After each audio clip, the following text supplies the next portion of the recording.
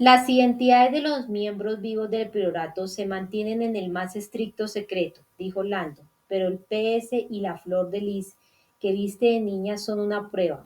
Es algo que solo puede tener que ver con esa hermandad.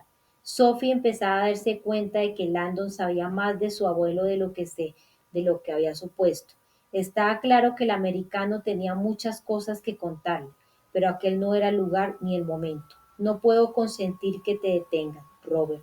Tienes que explicarme muchas cosas. Debes irte ahora mismo. Landon solo oía el débil murmullo de su voz. No pensaba irse de allí. Estaba perdido en otro lugar, un lugar en el que las sociedades secretas salían a la superficie, un lugar en el que las historias olvidadas surgían de entre las sombras. Despacio, como si estuviera moviéndose por debajo del agua, Landon volvió la cabeza y a través de aquel resplandor rojizo clavó la mirada en la Mona Lisa. La flor de lis, la flor de Lisa, la Mona Lisa. Todo estaba entrelazado, todo era una sinfonía silenciosa en la que resonaban como un eco los secretos más recónditos del priorato de Sion y de Leonardo da Vinci. A pocos kilómetros de ahí, junto al río más allá de Les Invalides, al sorprendido conductor de un camión seguían apuntándolo con un arma mientras el capitán de la policía judicial dejaba escapar un grito de rabia y arrojaba una pastilla de jabón a las aguas del Sena. Sila recorrió el obelisco de San Sulpice con la vista, admirando la longitud de aquel enorme bloque de mármol. Todo su cuerpo vibraba de emoción. Echó otro vistazo hacia alrededor para asegurarse de que estaba solo y se arrodilló junto a la base, no por devoción, sino por necesidad. La clave está oculta debajo de la línea rosa. En la base del obelisco de San Sulpice, todos los hermanos habían coincidido. De rodillas, Silas pasó las manos por el suelo de piedra. No veía ninguna ranura, ningún desnivel que indicara que había alguna baldosa suelta, por lo que empezó a dar unos golpecitos suaves con los nudillos, siguiendo la línea de bronce en dirección al obelisco. Tanteó todas las baldosas adyacentes hasta que al final una de ellas resonó de un modo peculiar. Aquí debajo está hueco. Sila sonrió. Sus víctimas le habían dicho la verdad. Se puso de pie y buscó en la iglesia algo con lo que romper aquella baldosa. Observando a Silas desde el balcón, Sor Sadrien ahogó un grito. Sus temores más aciagos acababan de confirmarse. Aquel visitante no era quien decía ser. El misterioso monje del Opus Dei había venido hasta Saint-Sulpice con otro propósito. Un propósito oculto, pues no eres el único que tiene secretos, pensó. Sor Sadrien Biel era algo más que la cuidadora de aquel lugar, era su centinela, y esa noche los viejos engranajes se habían puesto en marcha. La llegada de aquel desconocido hasta la base del obelisco era una señal que le enviaba la hermandad, una silenciosa señal de alarma. La Embajada de los Estados Unidos en París es un edificio compacto situado en la Avenue Gabriel, justo al norte de los Campos Elíseos. El complejo, de algo más de una hectárea, se considera suelo estadounidense, lo que implica que todos los que se encuentran en él están sujetos a las mismas leyes y amparados por los mismos derechos que si estuvieran en territorio americano.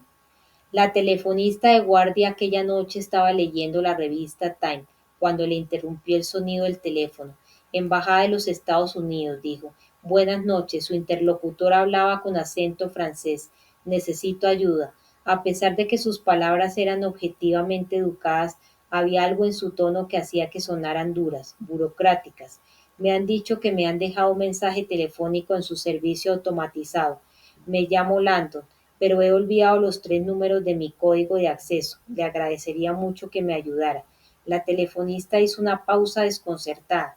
Lo siento, señor, pero ese mensaje debe de ser bastante antiguo, porque ese servicio se eliminó hace 2 años por motivos de seguridad. Y además todos los códigos de acceso tenían 5 dígitos. ¿Quién le ha dicho que teníamos un mensaje para usted? Así que no tienen servicio automático de mensajería de voz. No, señor, si hubiera algún mensaje para usted, lo encontraría por escrito en nuestro departamento de servicios. ¿Cómo dice que se llama? Pero el hombre ya había colgado. Besufache caminaba desencajado por la orilla del Sena. Estaba seguro de haber visto a Landon marcar un número local, introducir un código de 3 dígitos y escuchar una grabación. Pero si Landon no había llamado a la embajada, ¿a quién demonios había llamado? Fue en aquel momento, al mirar el teléfono móvil, cuando se dio cuenta de que la respuesta estaba en la palma de su mano. Pero si Landon ha usado mi teléfono para hacer la llamada.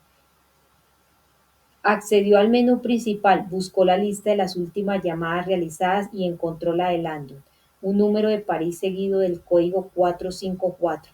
Marcó el mismo número y esperó. Después de varios tonos, saltó la voz grabada de una mujer.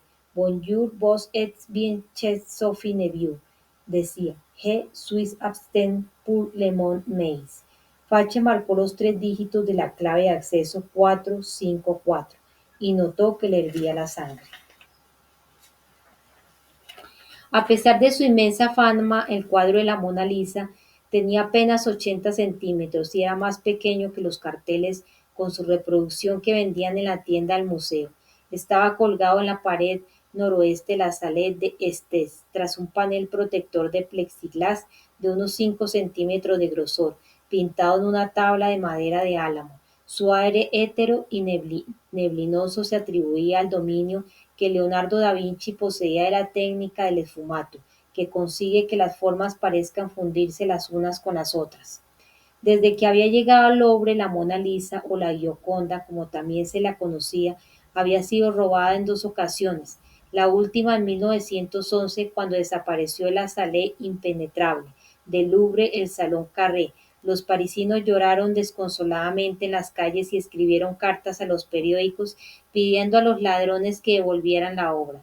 2 años después descubrieron la Mona Lisa en el doble fondo de un baúl en un hotel de Florencia. Landon, que ya le había dejado claro a Sophie que no tenía ninguna intención de irse, atravesó con ella la sala. Cuando aún estaban a unos 20 metros de la Mona Lisa, ella encendió la linterna y un haz a su lado llegó hasta el suelo. A su lado, Landon ya empezaba a notar ese cosquilleo de impaciencia que siempre le invadía momentos antes de ponerse frente a las grandes obras de arte. Se esforzaba por ver más allá de la mancha de luz azulada que emanaba de aquella linterna de rayos ultravioleta. A la izquierda apareció el diván octonal como una isla oscura en el desierto mar del parqué.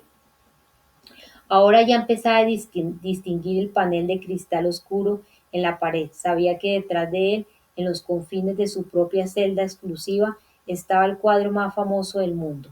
Y sabía también que aquel mérito, el de ser la obra de arte más famosa del mundo, no le venía de su enigmática sonrisa ni de las misteriosas interpretaciones atribuidas a muchos historiadores del arte y a defensores de las teorías conspiratorias. No, las cosas eran mucho más sencillas. La Mona Lisa era famosa porque Leonardo aseguraba que era su obra más lograda. Siempre que salía de viaje se la llevaba consigo, y si le preguntaban por qué lo hacía, respondía que le resultaba difícil alejarse de su expresión más sublime de la belleza femenina.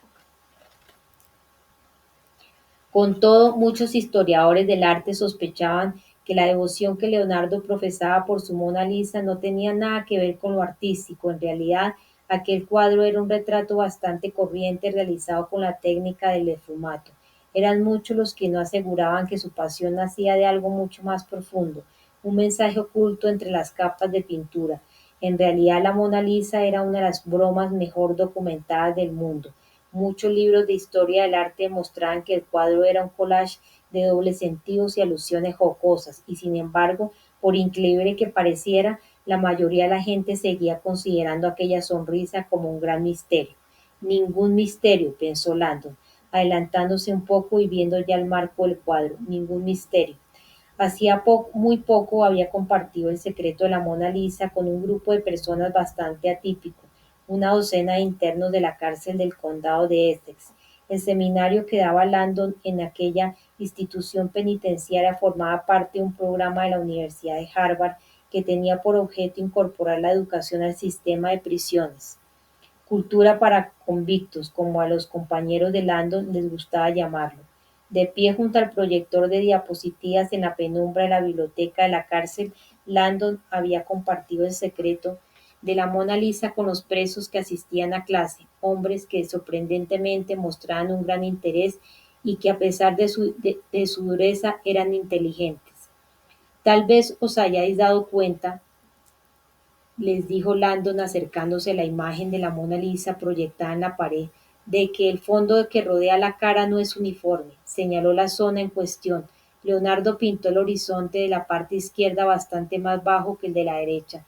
¿La cagó sin querer?, preguntó uno de los internos. Landon soltó una carcajada. No, no era su costumbre. En realidad es uno de sus trucos. Al pintar más bajo el horizonte del lado izquierdo, Leonardo consiguió que la Mona Lisa pareciera mucho más grande de ese lado que del otro, una pequeña broma de consumo interno. Históricamente, a los conceptos de lo masculino y lo femenino se le ha atribuido lados, la izquierda es lo femenino y la derecha lo masculino. Como Leonardo era un gran defensor de los principios femeninos, quiso que la retratara fuera más majestuosa vista desde la izquierda que desde la derecha. He oído que era maricón, dijo un hombre bajito con perilla. Landon torció el gesto. Los historiadores no suelen decirlo así, pero sí. Leonardo da Vinci era homosexual y por eso le iba tanto todo el rollo eso de lo de femenino. En realidad Leonardo estaba en sintonía con el equilibrio entre lo masculino y lo femenino. Crea que el alma humana no puede iluminarse a menos que incorpore los dos elementos, el masculino y el femenino. Como una tía con polla, ¿no? Las carcajadas fueron generales. Landon se planteó si debía hacer un inciso etimológico sobre el término hermafrodita y su origen en los dioses griegos Hermes y Afrodita, pero algo le dijo que en aquel contexto no tendría mucho sentido. Señor Landon, dijo un hombre musculoso, ¿es verdad que la Mona Lisa es un retrato de Leonardo da Vinci disfrazado de mujer? A mí me lo han dicho. Es bastante posible, Leonardo era un bromista. Se han hecho análisis mediante ordenador tanto del cuadro como de algunos de sus autorretratos y se han encontrado similitudes sorprendentes. No sé qué se traía entre manos el autor, pero su Mona Lisa no es sino un hombre ni una mujer. Incorpora un mensaje sutil de lo andrógino, es la fusión de los dos. Seguro que eso no es la típica palabrería de Harvard para decir que la Mona Lisa esa era una tía feísima. Ahora fue Landon el que se echó a reír. Es posible, pero en realidad Leonardo nos dio una pista clara que nos dice que esa ambigüedad no es casual. ¿Alguien ha oído hablar de un dios egipcio llamado Amón? Sí, claro, respondió un preso corpulento, el dios de la fertilidad masculina. Landon se quedó mudo de sorpresa. Lo pone en todas las cajas de condones, Amón. El musculoso sonrió. Tienen el dibujo de un hombre con cabeza de carnero y debajo pone que es el dios egipcio de la fertilidad. A Landon aquella marca no le sonaba, pero se alegraba de que los fabricantes de condones lo explicaran todo tan bien. Pues sí, es cierto. Amon se representa como un hombre con cabeza y cuernos de carnero, y por su promiscuidad es lo que hoy en día llamaríamos un cachondo. ¿Y sabe alguien quién es su equivalente femenina, la diosa egipcia de la fertilidad? La pregunta fue seguida de varios segundos de silencio. Era Isis, les dijo Landon, cogiendo una tiza, así que tenemos al dios masculino Amon, escribió el nombre en mayúscula en pizarra, y a la diosa femenina Isis, cuyo antiguo pictograma fue durante una época Elisa. Landon terminó de escribir y se alejó el proyector. Amon Lisa. ¿Os suena de algo? Mona Lisa. Me cago en, murmuró un interno. Landon asintió. Señores, no es solo que la cara de la Mona Lisa tenga un aspecto andrógino, es que su nombre es un anagrama de la divina unión de lo masculino y lo femenino. Y ese, amigos míos, es el secretillo de Leonardo y lo que explica la enigmática sonrisa de la mujer del cuadro. Mi abuelo ha estado aquí, dijo Sophie, poniéndose al momento de rodillas, a menos de 3 metros del cuadro. Enfocó con la linterna un punto de suelo de parqué. Al principio Landon no vio nada, pero al arrodillarse a su lado se fijó en una gotita seca que se veía fosforescente a la luz. ¿Tinta? De pronto recordó para qué usaba la policía aquellas linternas especiales. Sangre. Se puso alerta. Sophie tenía razón, ya que Samuel había ido a ver la Mona Lisa antes de morir. No habría venido hasta aquí si no hubiera tenido algún motivo, susurró Sophie poniéndose de pie. Sé que me ha dejado un mensaje por aquí. Cubriendo la escasa distancia que la separaba del cuadro, iluminó la franja de suelo que quedaba justo delante de la obra, pasando luz varias veces por aquella zona. Aquí no hay nada. En aquel momento, Landon vio un débil resplandor púrpura en el cristal protector que la Mona Lisa tenía delante. Cogió la mano de Sophie y se la levantó para que iluminara bien el cuadro. Los dos se quedaron estupefactos. Sobre el cristal brillaban 4 palabras violáceas, escritas directamente sobre el rostro de la Mona Lisa. Sentado en el despacho de Samuel, el teniente Collis se apretó más el auricular a la oreja, incrédulo. ¿He oído bien? ¿Una pastilla de jabón? ¿Cómo ha podido Landon descubrir el dispositivo GPS? Sophie Neville, respondió Fachi. Ella se lo dijo. ¿Qué? ¿Y por qué? Buena pregunta, no lo sé, pero acabo de oír una grabación que confirma que ha sido ella. Collis se había quedado mudo. ¿Pero en qué estaba pensando Neville? Fachi acababa de mostrar que Sophie había entorpecido las operaciones de la policía. A esa mujer no solo la iban a despedir, iba a acabar en la cárcel. Pero capitán, entonces, ¿dónde está Landon? ¿Ha sonado alguna alarma contra incendios? No, señor. ¿Y nadie ha pasado bajo la reja de la gran galería? No. Hay un agente de seguridad del Louvre haciendo guardia junto a ella, como ordenó. Muy bien. Entonces Landon debe estar aún en la gran galería. Dentro, ¿y qué está haciendo? ¿Está armando ese guardia? Sí, señor. Pues que entre él, ordenó Fach. Mis hombres aún tardarán unos minutos en llegar, y no quiero que Landon se escape. Se detuvo un instante, y será mejor que le diga al guardia que seguramente Sophie Neveu está con él. Creía que la gente Neveu se había ido. ¿Usted la ha visto irse? No, señor, pero en realidad nadie en todo el perímetro del edificio la ha visto salir. Solo la han visto entrar. Cole estaba impresionado con la bravata de Sophie, así que aún estaba en el edificio. Hágase usted cargo de la situación, ordenó Fach. Cuando vuelva, los quiero a los dos detenidos a punta de pistola. El conductor del camión se alejó y el capitán Fache convocó a sus hombres. Robert Landon había demostrado ser una presa esquiva esa noche, y ahora que la gente de Neville lo ayudaba, acorralarla podía resultar más difícil de lo que había esperado. Fache decidió no asumir ningún riesgo. Para cubrirse las espaldas, mandó a la mitad de sus hombres de vuelta al Louvre, mientras que a los demás les ordenó desplazarse hasta el único lugar de la ciudad donde Robert Landon podía hallar un refugio seguro. En la celda de As, Landon miraba atónito las 4 palabras que brillaban sobre plexiglas. El texto parecía suspendido en el aire y proyectaba una sombra desigual sobre la misteriosa sonrisa de la Mona Lisa. El priorato, murmuró Landon. Eso demuestra que tu abuelo era uno de sus miembros. Sophie lo miró desconcertada. ¿Tú entiendes esto? No hay duda, respondió Landon, asintiendo sin dejar de pensar. Es la proclamación de uno de los principios fundamentales del priorato. Sophie parecía perdida, iluminada por el resplandor que emitía aquel mensaje escrito sobre el rostro de la Mona Lisa. No verdad, lacra Iglesias. Sophie, prosiguió Landon.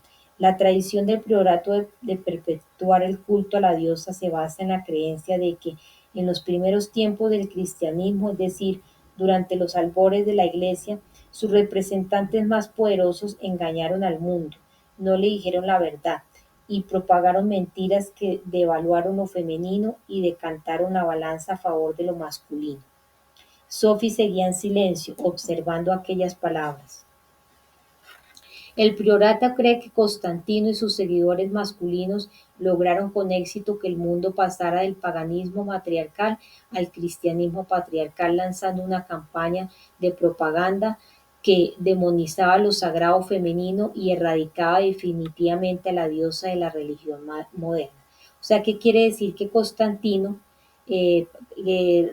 aquí corrijo, que pasara del paganismo matriarcal y el cristianismo al patriarcal, perdón. La expresión de Sophie seguía siendo de duda. Mi abuelo me ha hecho venir hasta aquí para que encontrara esto. Debía estar intentando decirme algo más que eso. Landon entendía lo que Sophie quería decir. Cree que se trata de otro poema. Si en aquellas palabras había o no otro mensaje oculto, él no era capaz de verlo de momento. Su mente aún estaba atrapada en la absoluta claridad de la frase de Samuel.